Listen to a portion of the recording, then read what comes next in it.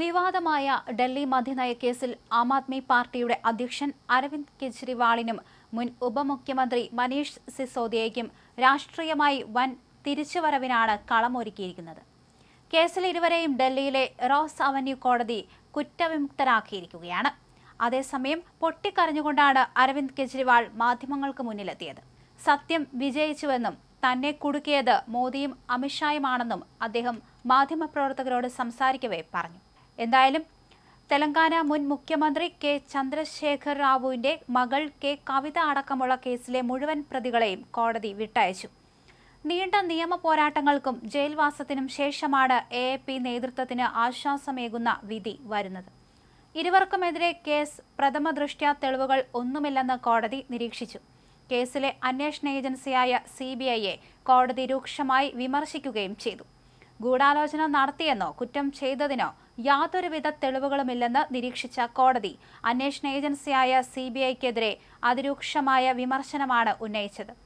പ്രതികൾക്കെതിരെ കുറ്റം ചുമത്തുന്ന നടപടികളിലേക്ക് കടക്കാനിരിക്കെയാണ് വിചാരണ തുടങ്ങുന്നതിന് മുൻപ് തന്നെ തെളിവുകളുടെ അഭാവത്തിൽ എല്ലാവരെയും വിട്ടയച്ചുകൊണ്ടുള്ള സുപ്രധാന ഉത്തരവ് കോടതി പുറപ്പെടുവിച്ചത്. CBI സമർപ്പിച്ച 1000 പേജോളം വരുന്ന കുറ്റപത്രത്തിൽ പിഴവുകളാണെന്നും പ്രതികൾക്കെതിരെ ഒരു സാക്ഷിമൊഴി പോലും ഹാജരാക്കാൻ അന്വേഷണ സംഘത്തിന് കഴിഞ്ഞില്ലെന്നും വിചാരണ കോടതി ജഡ്ജി കുറ്റപ്പെടുത്തി. അന്വേഷണ ഏജൻസികൾ ഹാജരാക്കിയ രേഖകൾ വിചാരണയിലേക്ക് കടക്കാൻ പര്യാപ്തമല്ലെന്ന് ചൂണ്ടിക്കാണിച്ചാണ് പ്രത്യേക ജഡ്ജിയുടെ ഉത്തരവ്.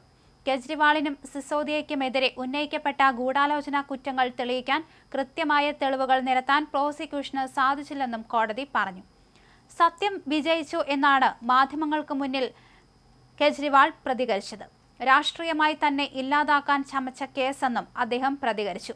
മാധ്യമങ്ങളോട് സംസാരിക്കവെയാണ് ഇത്തരത്തിൽ കെജ്രിവാൾ പൊട്ടിക്കരഞ്ഞത്. രാഷ്ട്രീയ പ്രേരിതമായി കെട്ടിച്ചമച്ച കേസാണിതെന്ന് തുടക്കം മുതൽ പാർട്ടി ആരോപിച്ചിരുന്നു.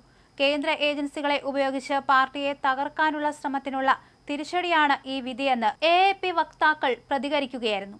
2022 മദ്യനയവുമായി ബന്ധപ്പെട്ട് ഏകദേശം 1000 കോടി രൂപയുടെ അഴിമതി നടന്നു എന്നായിരുന്നു പ്രധാന പ്രചരണം.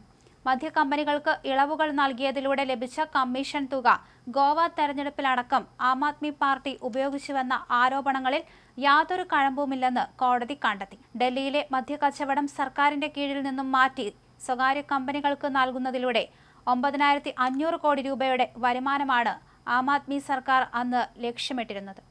കഴിഞ്ഞ തെരഞ്ഞെടുപ്പിൽ ആം ആദ്മി പാർട്ടിക്കെതിരെ BJP ഏറ്റവും വലിയ രാഷ്ട്രീയ ആയുധമായി ഉപയോഗിച്ചത് ഈ മദ്യ ഇടപാടിലെ അഴിമതി ആരോപണങ്ങളായിരുന്നു.